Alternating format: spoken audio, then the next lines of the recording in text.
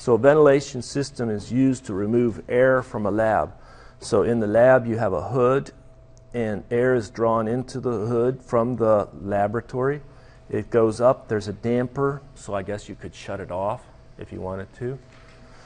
Then there's an elbow, 90-degree turn, goes into a fan.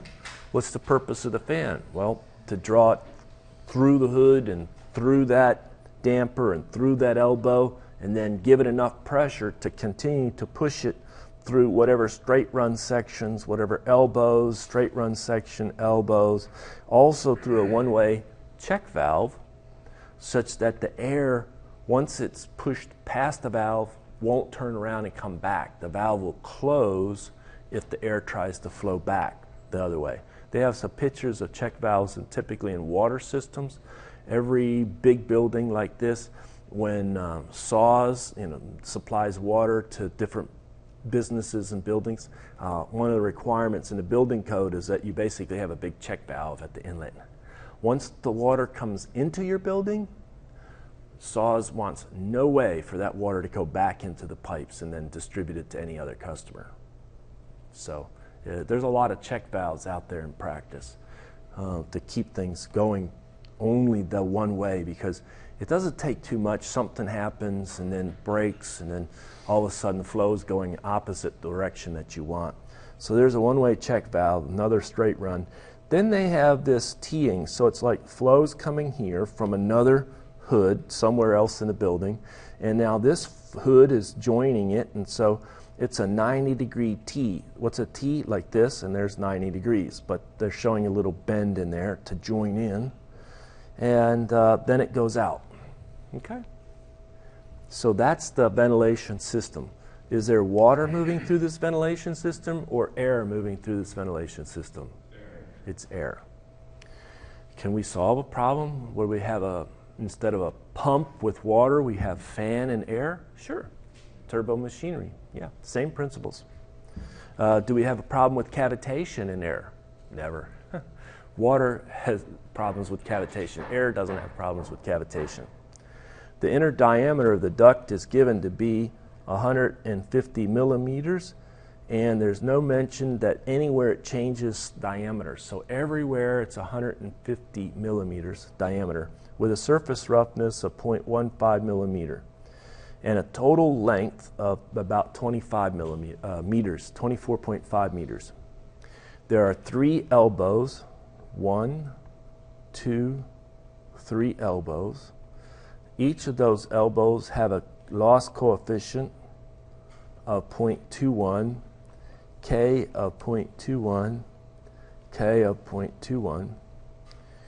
Of the hood entrance, which is a loss coefficient of 3.3, the fully open damper, now normally the damper is left in a fully open position, so if they want to slow the flow down, well, they would partially close it, or if they cut it off, close the damper completely.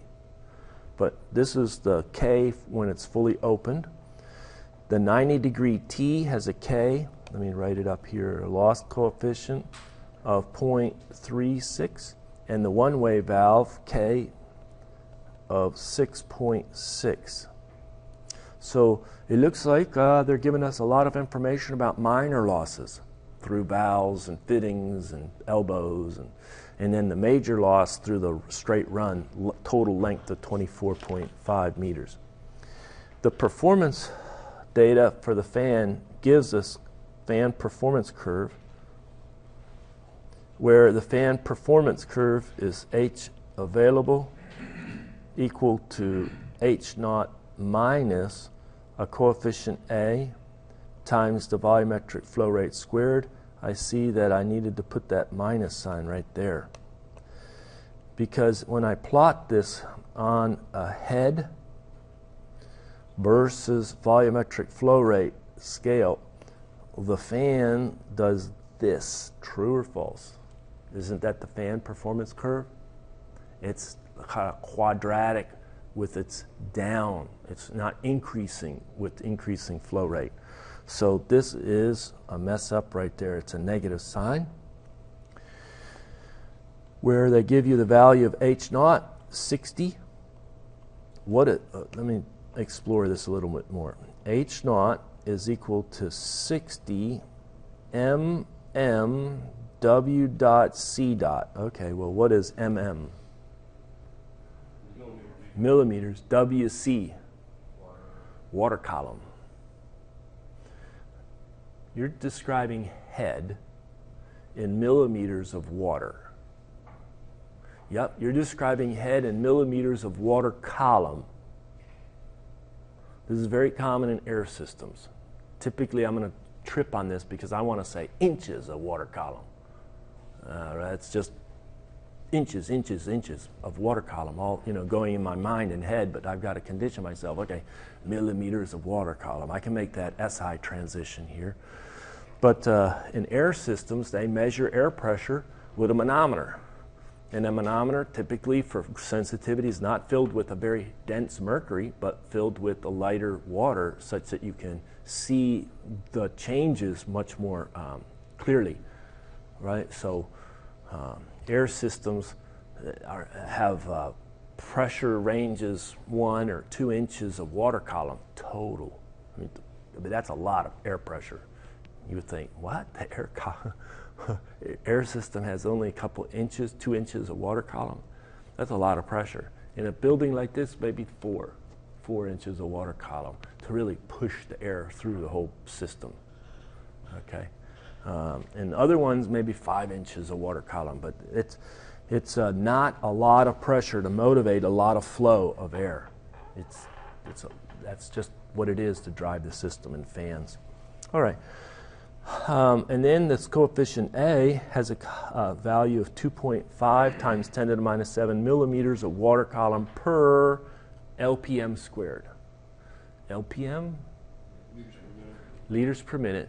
And it's quantity squared. So the parentheses around the whole liter per minute. Now what you want to do is you're given all those loss coefficients and lengths and roughness and the diameter of the pipe. You probably want to get a system curve and estimate the volumetric flow rate by determining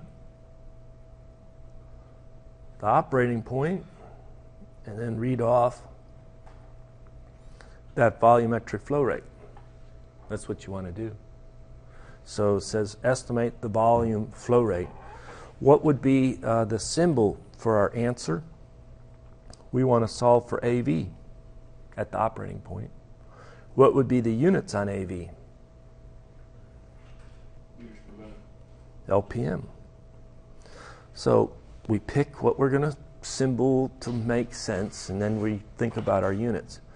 So we know that at that operating point, the pressure gained from the fan is equal to the pressure loss due to the major and minor losses. True?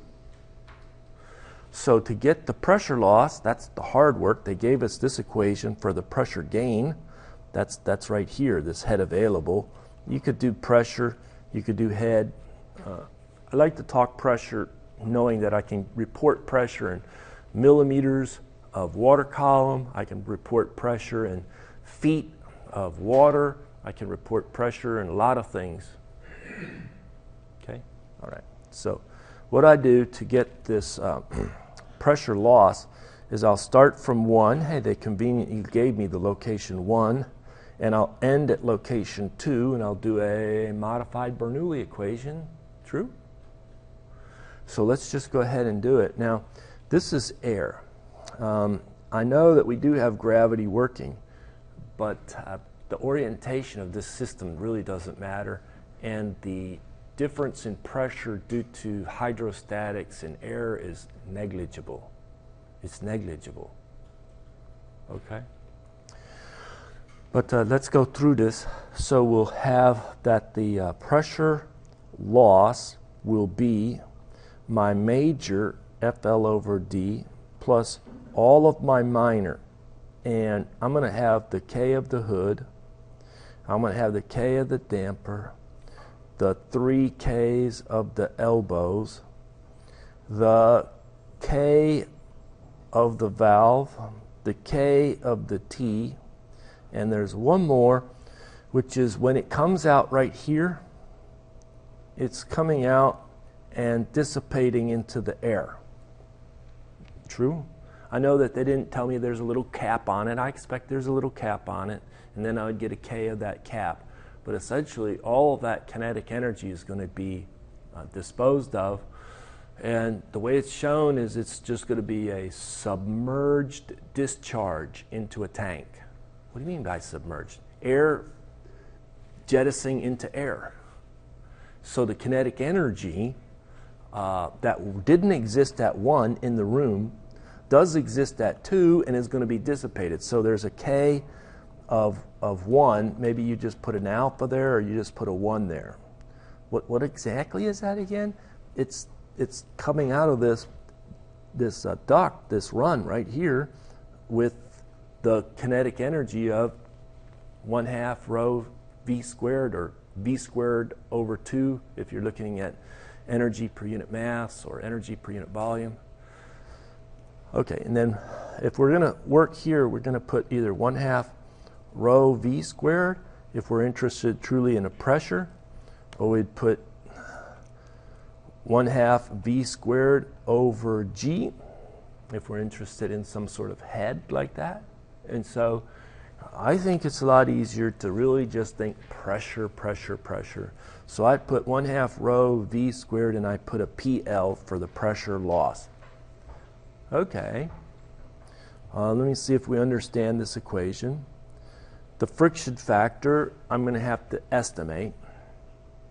I go to the Moody diagram. I stare at that Moody diagram. It's not going to be below like 0.01, and it's not going to be above 0.08 or 0.07, true? I anticipate it's going to be turbulent flow. It's pretty hard to have air laminar flow. And I need to get an estimate of that friction factor. Well, I go and I compute the relative roughness, the surface roughness divided by the diameter. And when you do that, you find it's 0.001. Now that I know the relative roughness, what would be an absolute minimum off the Moody diagram? It's around 0.02. Don't go below 0.02, because that's when it becomes flat. It's around 0.02. And then you back it up and you take it kind of in that toward the transitional flow region, the 0.001 curve, and you're going to see that it's not going to be above 0.004. 0.04. So looking at the chart, we have to iterate or use a computer program. So the computer program does the iteration. But by hand, it'll be pretty good if I start with a decent estimate of the friction factor, 0.02 to 0.04. Pick 0.03. There you go. So it's 0.03. So we're going to put 0.03. What about the length? 24.5 meters. And the diameter is 0.15 meter. So that gives us FL over D. The K of the hood, 3.3. The K of the damper, 1.8. 3 times 0.21 gives me 0.63 for the 3 valves, elbows. The valve is next, gives us a 6.6. The T gives us a 0.36 and a 1 again for pushing it out the end. That's like a dissipation. Okay. Then I have the 1/2 rho v squared. What is that rho right there? Is that the density of air or density of water in the manometer? Density of air. What is the density of air? 1.2-ish. Excellent. I look at my temperature, I'll pick 1.18. Okay? I'll pick it at 1 ATM and what did I say, 25 degrees C? Pardon? 25 degrees C, and then that gives me the density of air, 1.18. Okay? Yes. So that density is 1.18 kilogram per meter cubed. Would you be wrong with 1.2? Absolutely not. That would be a great number to run with. We're not going to get a number here to 3 significant digits. The final answer for that flow rate is not good to 3 digits. Look at the number of digits on our loss coefficients. Do you really think you know that loss coefficient to 3 digits on the valves? And you know, the big one is the one-way valve. It's 6.6. It's not 6.61398. We don't know these numbers to that level of precision. Okay, and then what about this V? Well, that's the speed of the flow in the duct, but we really want to solve for AV. So one of the things you can do is replace this by area velocity squared. To make that work, I divide by area squared. What do you mean by? I just put area squared over area squared. So I put in the 1.18 kilogram per meter cubed, and then we'll calculate the area. Let me kind of do that on the side. The area is pi d squared over 4. And the area is 0.01767 meters squared. So I'll come down here and I'll divide by the 0.01767 meters squared, and then I'll have the AV, the volumetric flow rate, squared. Pressure loss is equal to 4.90 for FL over D plus 13.69 for all of the minor losses times 1889.6 kilograms per meter cubed meter to the 4th. Okay, and then I'm going to still have my AV squared over here. I'm leaving some room because I'm going to do unit conversion. So what you could see is a relative importance major in the minor losses. What dominates the loss? You could tell right now. The minor losses. And what really dominates it is that valve at 6.6. That one valve, that one check valve, that one-way valve is much more important than all the major losses. Okay. Now, I look at this and I say to myself, they have the volumetric flow rate in liters per minute. I probably want my volumetric flow rate in liters per minute. So what I want to do is I want to introduce some unit conversions, and the unit conversion that I want, because it's going to be a liter per minute squared, is I want to put a liter here and a meter cubed there. Well, this is 10 to the 3 liters. 1,000 liters is 1 meter cubed. Is that true? So I just introduced a unit conversion, and I square it because I have to have liters squared in the denominator. Then I also have a minute is 60 seconds, and I'll square that. So now, when I put in a value for volumetric flow rate in liters per minute, then I square it, the units are all going to work out, and I'm going to get I forgot, I need to emphasize, when you work this out, you get that this is a Pascal per liter per minute squared. Those are the units. And you'll get that this pressure loss is equal to 0.976 times 10 to the minus 5 Pascal divided by liter per minute squared times my volumetric flow rate squared. Let me pause and see if you agree with that number. Do you agree? Anybody running numbers? Please have a couple people run numbers with me so that you can verify this. And then I look and I say, great, now I have my volumetric flow rate in liters per minute, but guess what? I want my pressure in millimeters of water column. Okay, so I kind of go back to my concept of a manometer. So here, if I apply something's really wrong with my computer. That pressure imbalance across the two ends of the manometer is equal to the rho of the water, not the rho of the air. It's a water-filled manometer, times G times some height of the water. True? Well, I know the book uses cap H, so maybe I should use cap H because that's the height of the water column.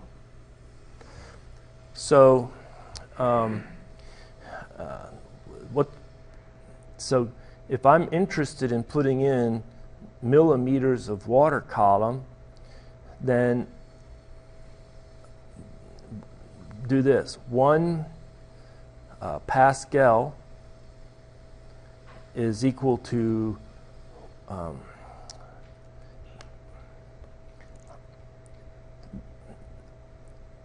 go ahead and go H is equal to P divided by rho WG. Is that true? And then we have the density of water, about 1,000 kilogram per meter cubed. I needed more room on this. I'm sorry, I'm running out of room. And then G, 9.81 meters per second squared. And then we have a pressure. Well, what type of pressure do we want? Let's pick 1 Pascal. If I have 1 Pascal, that gives me how many, or do it this way. I'm going to do it this way. Divide by P, then it's 1 over, there you go, just like that. Okay, so now let's go ahead. Kilogram meter per second squared is a Newton. And so a Newton per meter squared, the units on this are going to be Newton per meter squared per meter up there. Okay, so what are the, go ahead and work the units. 1,000, 9.81 times, reciprocate, and we find that this is 0.00010. It's some other numbers, but I don't want it, I'm going to have it in Pascal, but this meter right here, I want to convert it to millimeters, and that millimeters, so it's 1,000. And it's 0.1019 H over P. What is that H? It's what is the height in millimeters of WC, the water column. And what is P? Pressure, Pascal. So what I have is I can come over here and I can multiply by, let me move this out of the way, put the AV squared right there. Another unit conversion, which says that a Pascal is 0.1019 millimeter water column. See, I multiplied by H over P to go from pressure back to head. And so now maybe I want to convert here.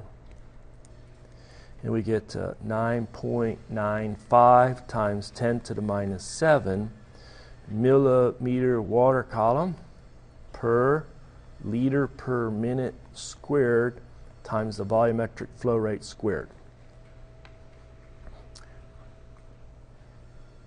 This is really just material that's way back in chapter 1 and 2, units and what's a manometer. Manometers, you visually read off a height of fluid column and that tells you pressure. Okay, so now we're finally ready to put this together. So we have that the head that the gain from the fan is equal to the head loss from the major minor losses.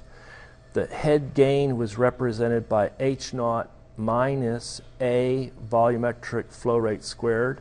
The head loss is just as constant, 9.95 times 10 to the minus 7. The units work, millimeters water column per liter per minute squared times AV squared. I need to scroll down a little bit.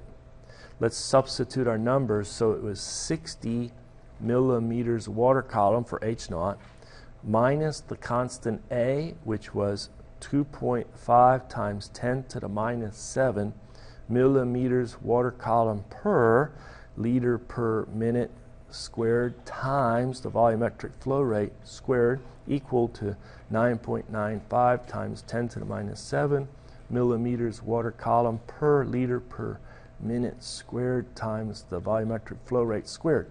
Whew, I take a deep breath.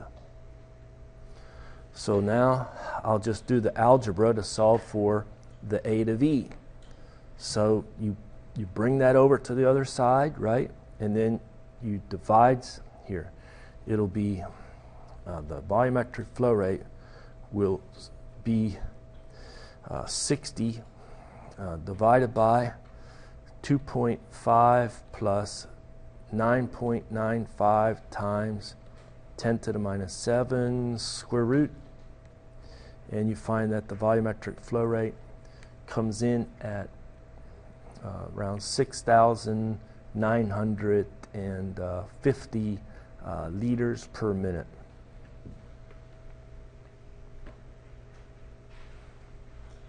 Does that look okay? Now you ask yourself, that was based on an estimate of the friction factor. Now I can finally close the loop in one iteration, and I can say, give me the velocity for this volumetric flow rate. So the I need to scoot down some more. I'm really sorry, but not that much. So the velocity will be the AV divided by the area. The volumetric flow rate we just calculated. So we calculate that velocity.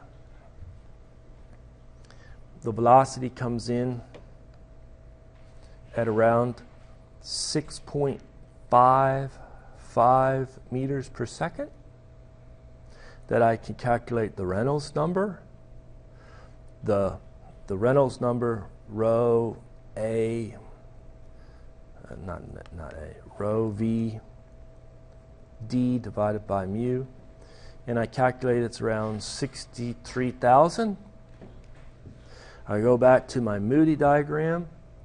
I look very carefully at the friction, find the friction factor. The best that I can read off is it's 0.023. What did we start at? We said 0.03. It's a little lower friction factor, which gives us FL over D used to be, what number was it on my notes? But it reduces from like 4.90 to 3.76. It's a little lower. But the majority of the friction or resistance was due to the minor losses, but it's still going to have an impact. And you go through the same steps, and then you find that the pressure loss due to the major minor losses is 9.34 times 10 to the minus 7 millimeters water column per liter per minute squared times AV squared. So compare 9.34 versus 9.95. It changed, yeah, it did change some. Okay. And then we compute the new volumetric flow rate, and the new volumetric flow rate comes in at around 7,100 liters per minute. Could I do another iteration? Yes. Is it really going to refine the answer No. Look at how much it changed from basically 7,000 to 7,100. So don't quote this number to more than 2 significant digits, and there you go. A self-priming centrifugal pump is above the reservoir surface, located at Z2 of 2.2 meters above. So the location here is 2.2 meters above the surface of the reservoir. Is it above the inlet to the pipe that's shown dipped into the reservoir? Or is it, no, the inlet of the pipe is lower. Okay, do they tell us how low the inlet of the pipe is? And it's really not needed either. Okay. The pipe is 24 millimeter diameter. It's PVC. When you look up on the Moody chart, what is the surface roughness of PVC? Plastic pipe? It's smooth, 0. It's smooth. So it's a smooth pipe. It has a total length of 2.8 meters. Minor losses occur at the inlet. So this would be a K of 0.8 or 0.85. That's a reentrant, like a pipe protruding deep into a tank. Here it's a pipe submerged into the lake or the pond or reservoir. And so the water would come all pathways to get in there. Hence you get the largest or the larger of the loss coefficients for entrance into a pipe. And then it has a loss coefficient for an elbow of 0.3. So a K of 0.3. So 2 minor losses. And those are the only 2 minor losses to consider. The pump manufacturer states that the net positive suction head required to avoid cavitation is given by the equation 2.2 meters of water column plus a constant in the units of meters of water column per liter per minute squared times the volumetric flow rate. So if I was plotting the volumetric flow rate, AV, in liters per minute, a lot of times they tuck it up into a corner somewhere like this. They'll have a curve saying that the net positive suction head, it goes over to a scale over here, needs to increase. It goes up with increasing flow rate. The majority of that head versus volumetric flow rate plot would be due to the pump curve, or pump curves if you have multiple impeller diameters considered on the same plot. So that's a plus right there, and it's a quadratic going up. Estimate the maximum flow rate that can be pumped without cavitation. So what is the maximum for this consideration when you have this self-priming centrifugal pump that's going to lift that water up? Okay? So what is that maximum flow rate? Well, they introduce the location 1 and the location 2 to help us. So what we do is let me erase this, I need all the room I can get, is we'll write Bernoulli's equation, modified Bernoulli equation, to help us go from state 1 to the inlet, through the straight run, the elbow, right up to the inlet to the pump. So if we write that, what do we get? Let's go ahead and write it. Let's write it for pressure. The pressure at state 1 plus, then we're going to have the 1/2 rho V squared at 1 plus rho G Z1 plus any pump pressure gains. Well, that's to the inlet of the pump. And so there's no gain yet. After the pump, you could think about state 3 right here. And state 3 now has the benefit of being on the discharge, but there's no gain, so that's 0.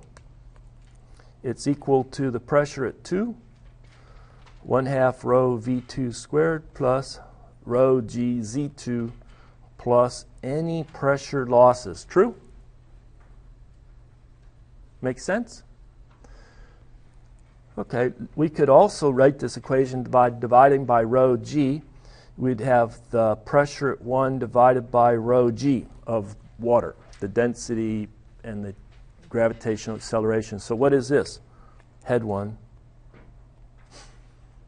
Okay. What units? Meters. Meters of what? Well, it's like meters of a water column. It's a pressure measured in height there. All right, so then we'd have V1 squared. Let me do this. Why is V1 squared 0? Large area. Okay. And then let me continue this equation, this discussion then, is equal to, I'm going to put over here H2 plus the V squared divided by 2G plus Z2 minus Z1 plus, and then we could flush out what does that pressure loss look like. That pressure loss looks like F L over D for the major and the sum of the K's for the minor times V squared over 2G. So we're starting to rearrange it and put it in terms of head. All right. What we need to do is we need to remind ourselves what is the equation for the net positive suction head that is available at the inlet to the pump at point 2. What is the equation for that? Is that equal to the pressure at 2, the static pressure at 2, divided by rho g, so we turn it into meters of water column, plus, is it equal to V squared divided by 2G, the velocity head, or the dynamic head, minus the saturation pressure of the water at the temperature, it's highly temperature dependent, at the temperature that it's at the inlet to the pump, divided by rho g. Is that how I would calculate the net positive suction head available? Okay. So if I look at this equation here, I have this component and this component. Those are these two components needed in the computation of the net positive suction head available. So to calculate the net positive suction head available, it will be the H at 1 minus Z2 minus Z1 minus F L over D plus the sum of the K's times V squared over 2G minus P sat as a function of temperature divided by rho g. I pause. We need to be able to read this equation and help interpret this equation. So the net positive suction head available is equal to the static and the kinetic head at the inlet to the pump minus that saturation pressure head. And all of this came from the substitution accounting for the elevation that this point is above the surface and the loss coefficients. So it comes from the modified Bernoulli equation right here. Okay, so the net positive suction head available, this looks a little out of place, this H1, but it's really not out of place. We need that because how would I calculate H1? That's right, over rho g. And now what is the pressure at 1? The gauge pressure at 1 is 0, but the absolute pressure is 1 atm.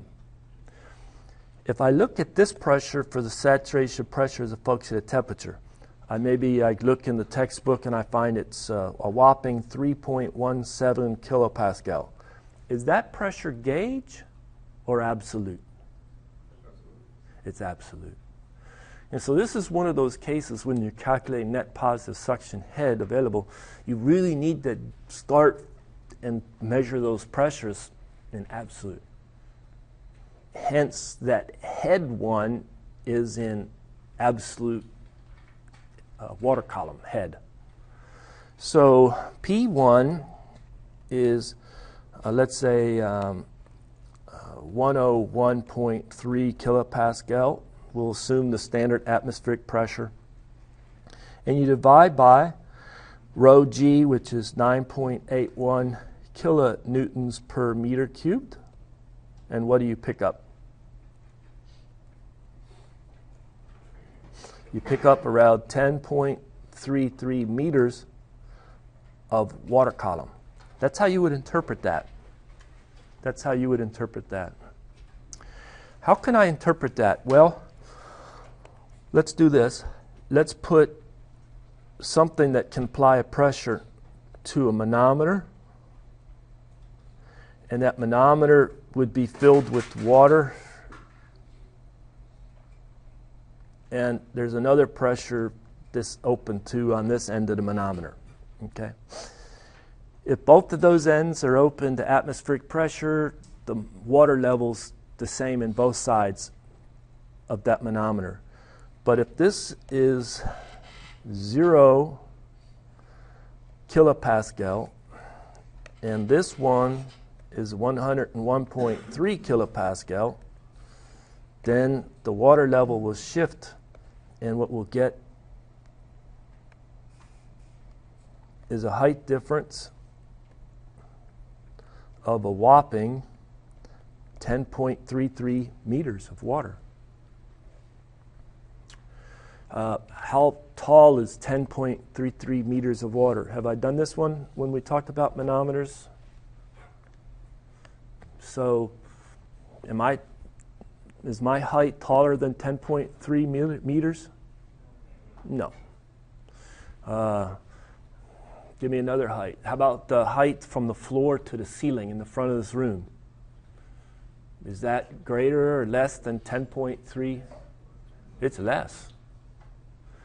I don't work in meters. I work in feet when I think, right? So I'm like 6 foot. Double me, put one on top of I'm 12 foot then, right? Double that, that's 24 foot. That's 4 people, like 6 foot tall, 24 foot.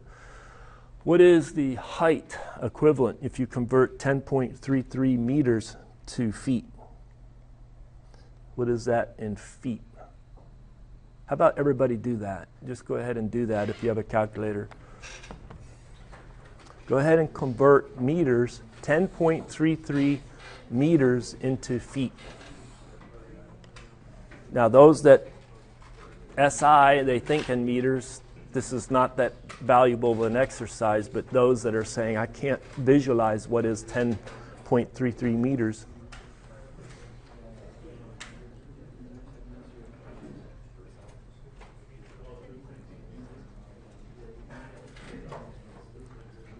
Does anybody got it? 33, 34, 34, 34, 34 feet. Let's see, I just took 6, that was me, doubled it, that's 12, doubled that, that's 24, that's 4 of me standing on top of, and now I've got to get another 10 foot. That's 5 of me. Can you visualize how much that would be? That's quite a distance. All right. So anyway, that's what that H1 is. And why do we have to have it in absolute? Because the saturation pressure is an absolute pressure, and we compare to generate vapor bubbles in that inlet, the cavitations related to how far above that saturation pressure you are. Okay. All right, so at this point, I'm going to have to scroll down. There's no way I'm going to fit this on one page. I'll scroll down and continue the work. So the net positive suction head available will be 10.33 meters minus, what is that difference? Is that, for this problem, wasn't it 2.2 2.2 meters, minus the friction factor divided by the length, diameter, FL over D. Did I write that wrong? FL over D, plus the sum of the K's, times the V squared divided by 2G, minus the PSAT divided by rho G. All right, now,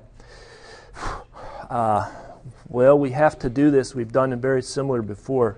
Let's put area and square it, and put area and square it, because we could get the area of that pipe for pretty... I think you forgot to add V squared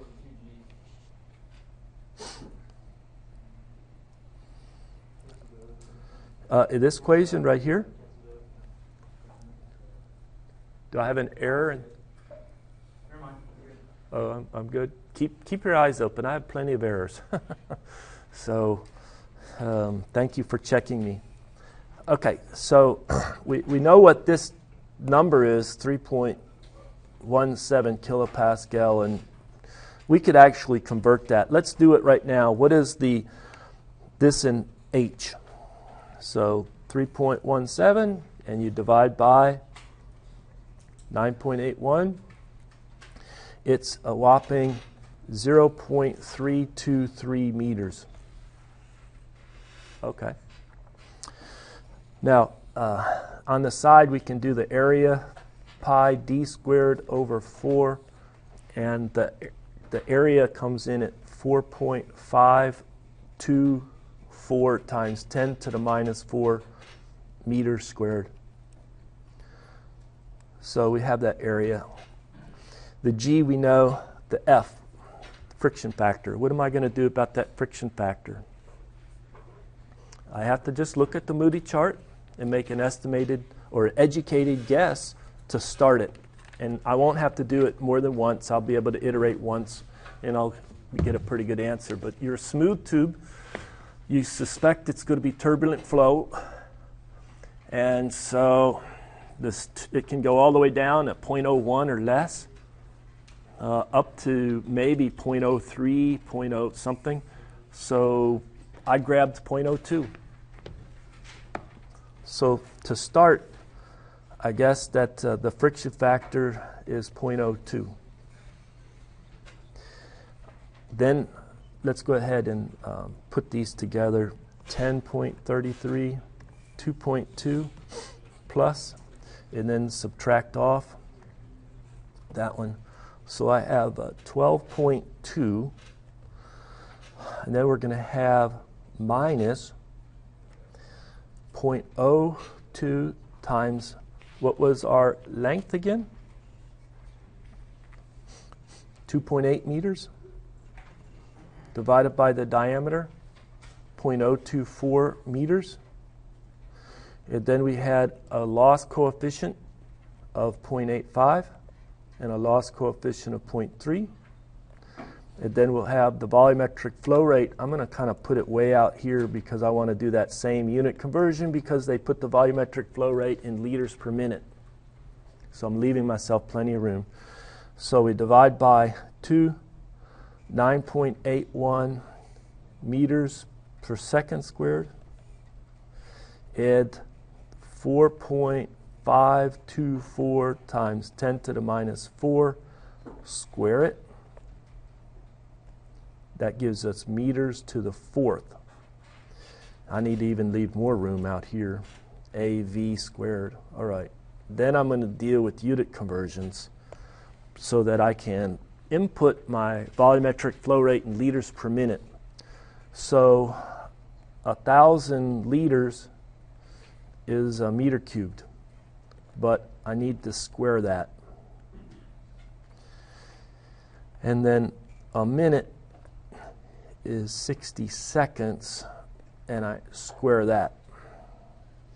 Okay, so you can see how the seconds go, like that, and a lot of the meters will go, and then we'll be left with, I left the meter off there, you'll be left with 12.2 meters minus let's just go ahead. Well, I want to come back 12.2 meters minus, what is this FL over D by itself?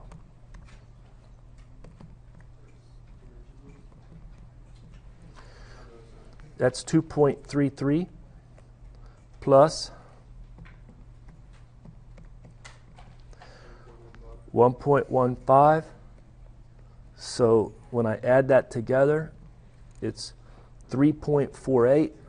Then I divide by 2, divide by 9.81, divide by the 4.524 e to the 4, change sign. But I want to square that number, then divide by it. True? And then I have multiplied by 10 to the minus 6 for that conversion from liters to meters cubed. And then 3600 divide. So what I pick up is I pick up 0.000241, if you want that digit, times, and that's in units of meter per liters per minute squared times the volumetric flow rate squared. Yes, sir.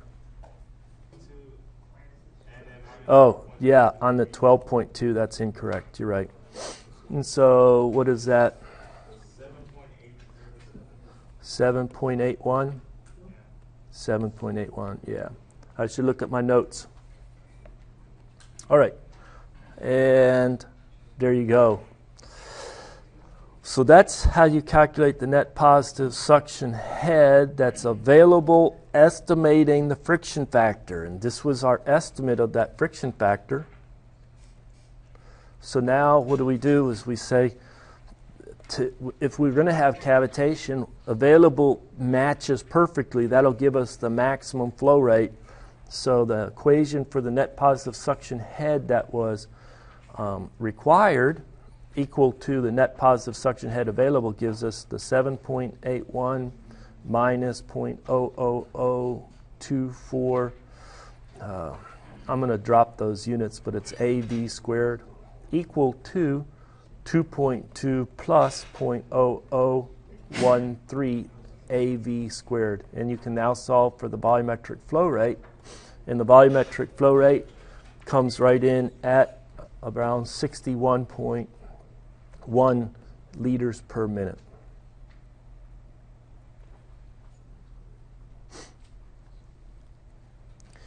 Which, when you calculate to the velocity, it comes right in at 2.25 meters per second,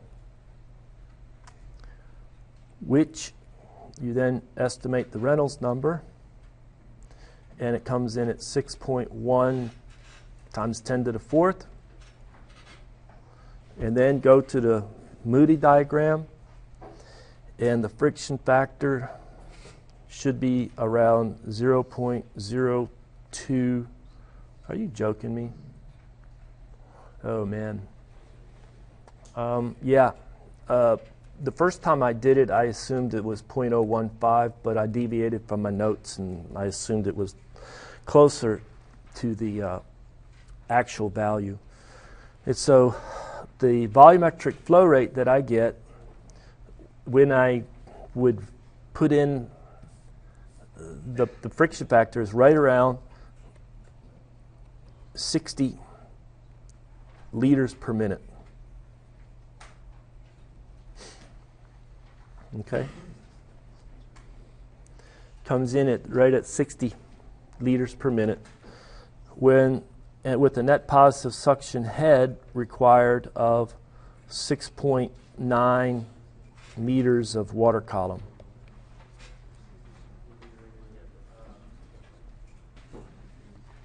So a jumbo jet aircraft has a mass of 400,000 kilograms.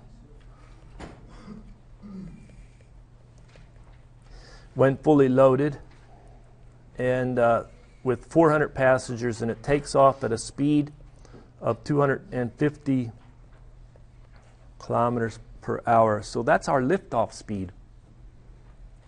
Determine the takeoff speed when the airplane has 100 empty seats. Assume each passenger and their luggage is 140 kilograms. So it's like case A, fully loaded,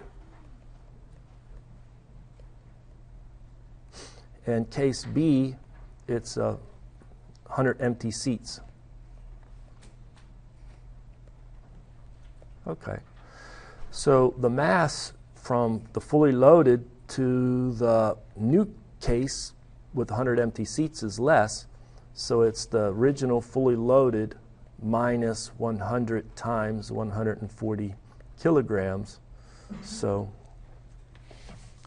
the mass comes in at 386,000 kilograms, so it's about 3% less mass, hence less weight. And we recall that when you have liftoff is when the lift force balances the weight. True? That's when you have liftoff. And so the weight is mg, and the lift force is the lift coefficient, the planform area, looking down on your wing surfaces to give you lift, times 1/2 rho v squared. And so that v right there, when this equation is satisfied, that's your lift off velocity, horizontal velocity of the aircraft. The wheels will come off the tarmac. So this is the liftoff speed for the case A. What we find is that the liftoff speed for the new case is equal to the liftoff speed for the original case times the difference in the weight square rooted, or the difference in the mass, the ratio in the mass.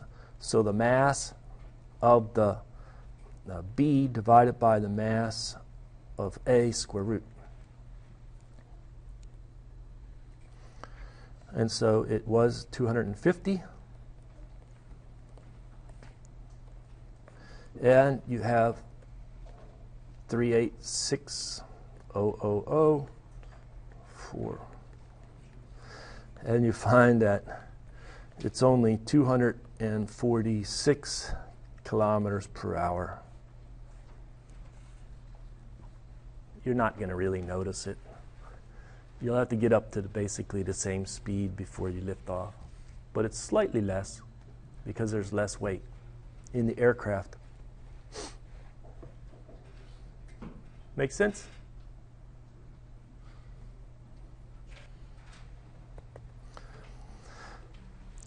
We want to estimate the time required in seconds to siphon 8 ounces, that's a volume of 0.00835 cubic feet of water, through this tube, this plastic tube.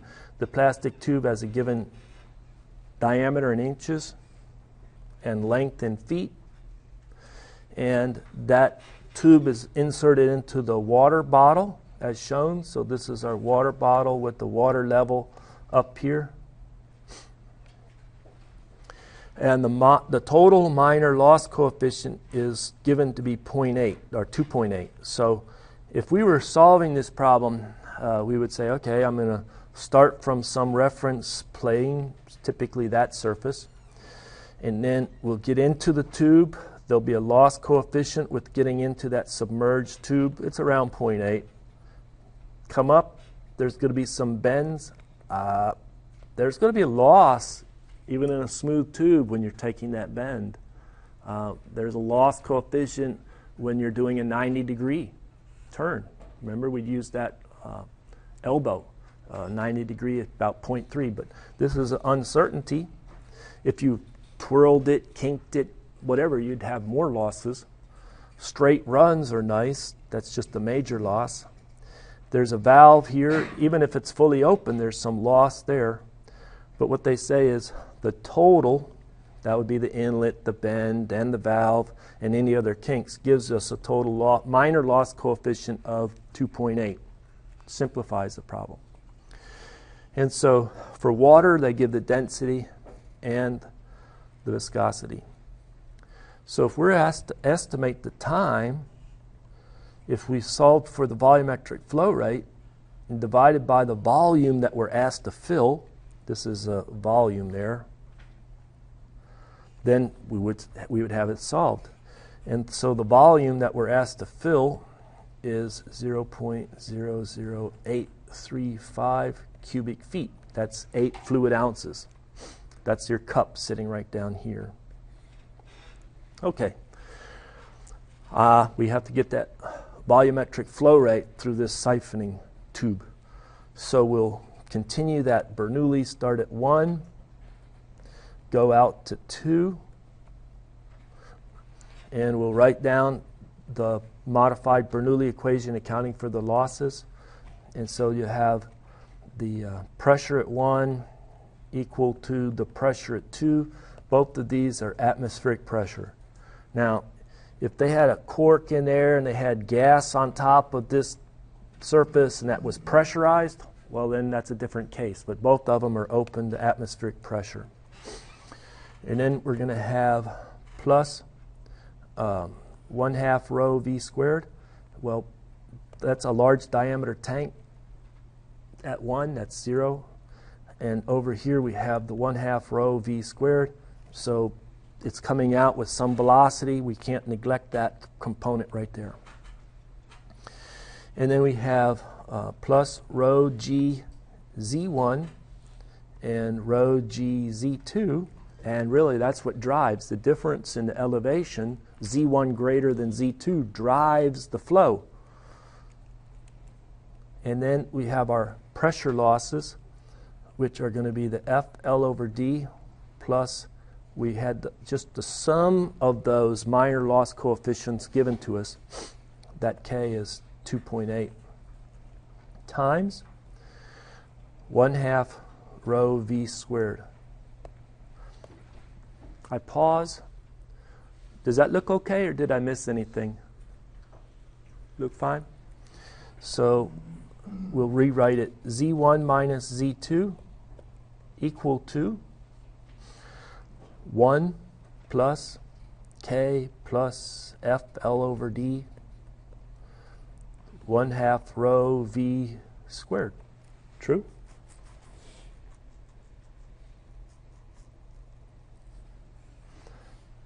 Did it look okay? So what drives the flow, well, I left off the rho G, didn't I?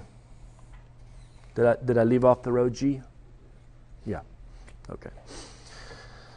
So this velocity, you can do it a couple ways, but is 2G delta Z divided by 1 plus K plus FL over D square root. True? Do you like that? Okay. Let's go ahead and see if we can estimate that friction factor. It's a plastic hose. What's the relative roughness or the surface roughness? 0, and so the relative roughness is 0. Smooth. It's smooth. All right. What value do you want to pick for this, the first iteration? 0.00 what? Yes. So for plastics and polymers, we assume that's going to be 0 when we see something like that? It's in the Moody chart, and they usually put that little box here, and it says for glass and plastic, roughness 0. Yeah. So F, what is our pick for F? Try that one. That's pretty fast. Siphoning is going to be a little slower. Point what? Let's try 2.5. All right, everybody, you have calculators? Let's run it, okay? So V is equal to 2. That delta Z is, oh, you know what? This is all in feet. So let's work in feet. 32.2 foot per second squared. It's a 4 foot elevation change. 1 plus K is 2.8 and 0.025 times the length. The length was 6 foot. And that diameter is 0.35, and that's inches, so you divide by 12 to make that diameter feet. Okay, so don't forget that conversion right there.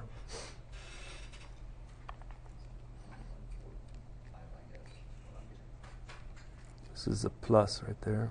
You know what? I'm a fool. I went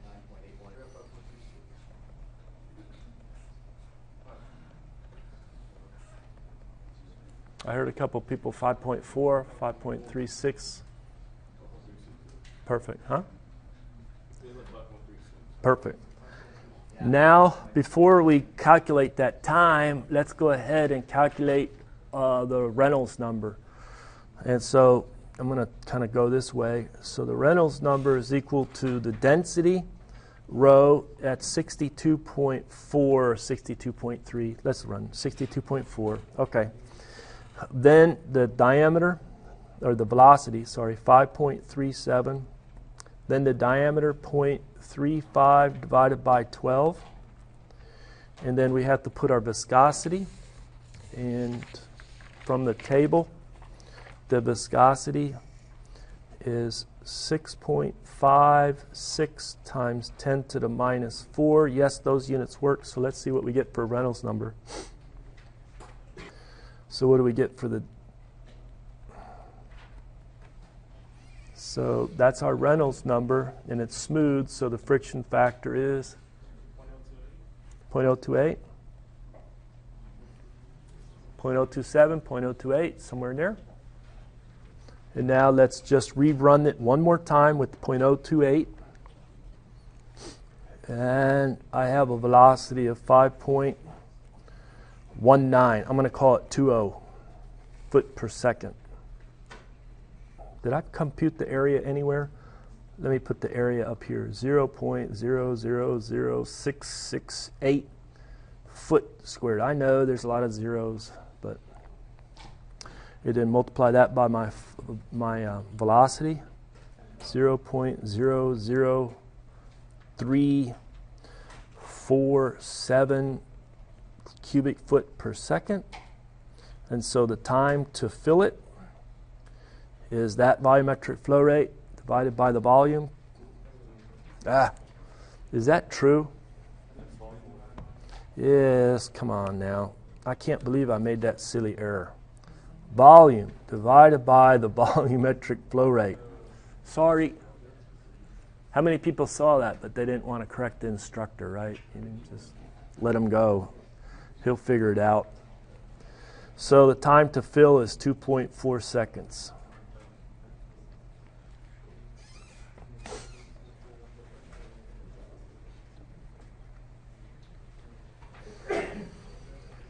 So let's solve this problem. Using dimensional analysis, generate a dimensionless relationship for V as a function of the other parameters in the problem. What exactly is V shown here? That's the speed at which the water is exiting the tank. So you have a tank with a hole in it. The hole is diameter lowercase d. It's filled to a height h with water. It has a total width diameter d, and the water has properties rho and mu, density, viscosity. And in the presence of gravity, what will happen? The water will flow out the hole. All right? So using dimensional analysis, what we want to get is a function where the velocity depends on the hole diameter, the tank diameter, the density of the fluid, the viscosity of the fluid, the height of the fluid in the tank, and gravity, because without gravity it wouldn't drain at all, right? So you need G. Let's do a quick count.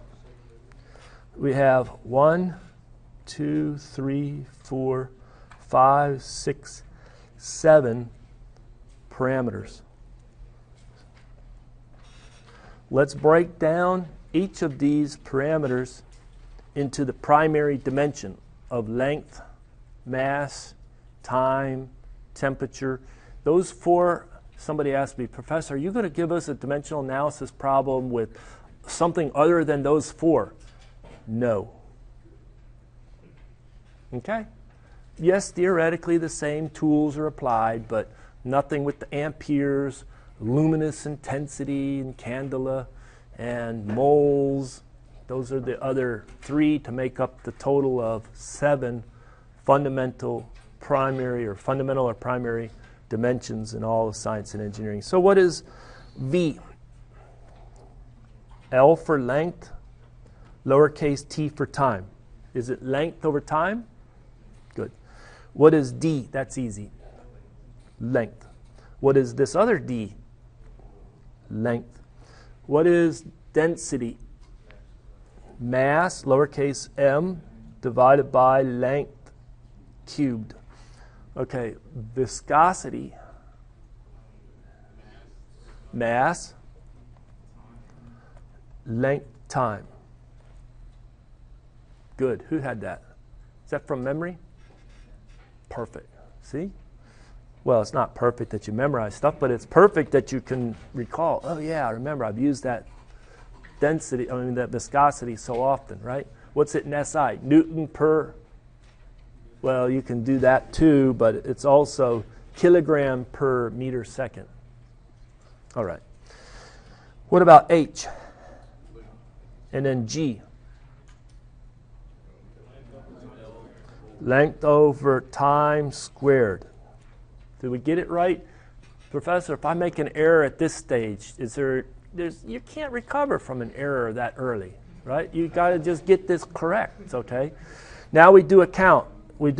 How many are there of these primary dimensions?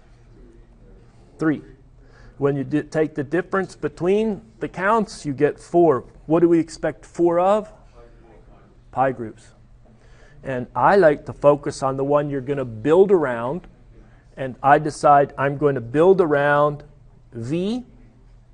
I'm also going to build around D and D and build around mu, meaning that this rho, this H, and this G are what we call repeating. They're repeating. They're going to show up in the 4 pi groups.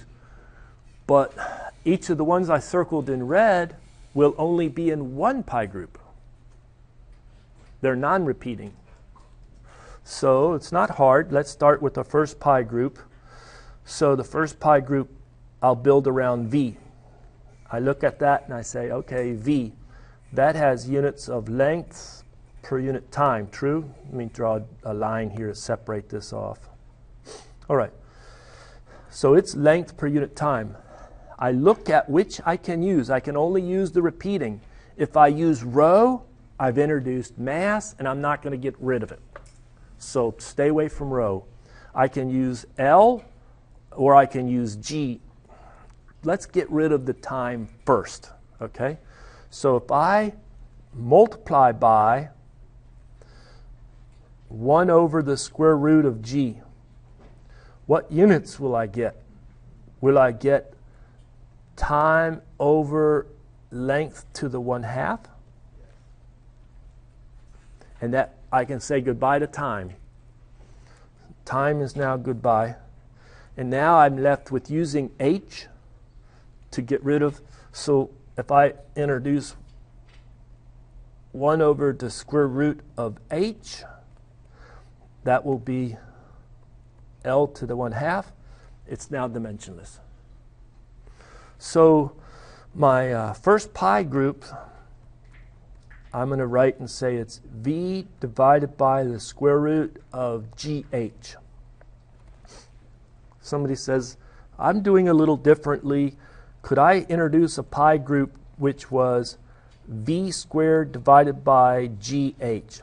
You sure can. You sure can. There's nothing restricting you from saying that's not valid. It's equally good, equally valid. All right, let's get our second pi group.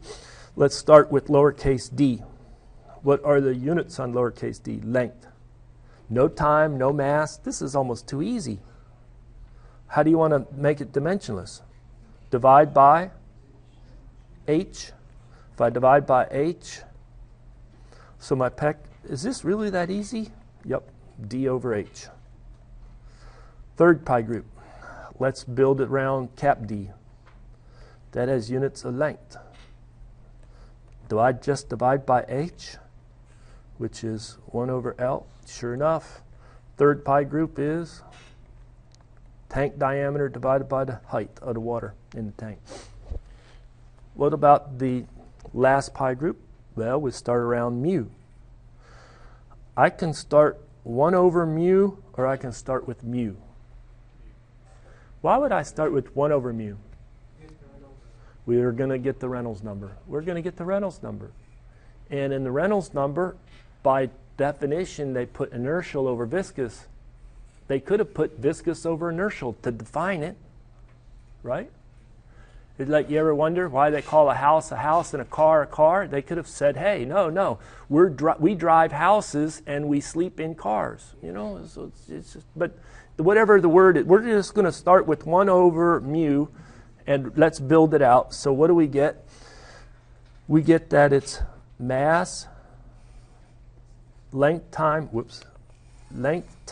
over mass. Okay, I want to get rid of that mass. I'll use rho. I'll multiply by rho. That will give me mass length cubed. I get rid of the masses, I'm happy. Now, I need to get rid of that time. How can I get rid of that time? Multiply by the square root of g. Will that be L to the 1/2 divided by time? Will that do it? And then that cancels the time. I stop and I just wait. Does that look okay? Okay, look good? Then I look at my lengths. And what do I need? I need a length to the 1/2 and a length up there, don't I? To cancel them out. So I'll put an h here and a square root of h there. So my fourth pi group is going to be rho square root of gh times h divided by mu. That doesn't look like a Reynolds number. Well, if you interpret this, how do you interpret this square root of gh as a velocity? It has the same units as velocity. So there you go.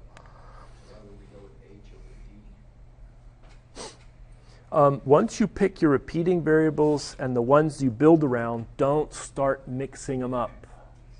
You're going to get in trouble. Okay, so now somebody could have said, let me not use lowercase h as a repeating variable, but one of the other ones. Sure, that's fine. You'll get a different group. But the bottom line is, now we could say in general, oh, this pi group is a function of the other pi groups in general. So we could say that the velocity divided by the square root of gh in principle is a function of this dimensionless ratio of lengths, and this dimensionless looks like a Reynolds number.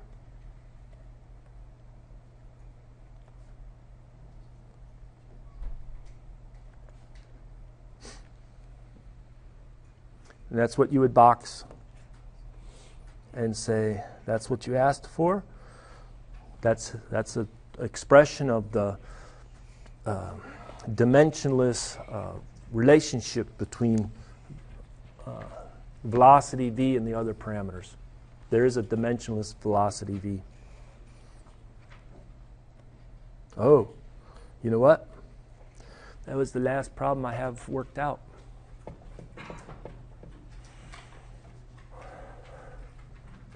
Let me stop this recording.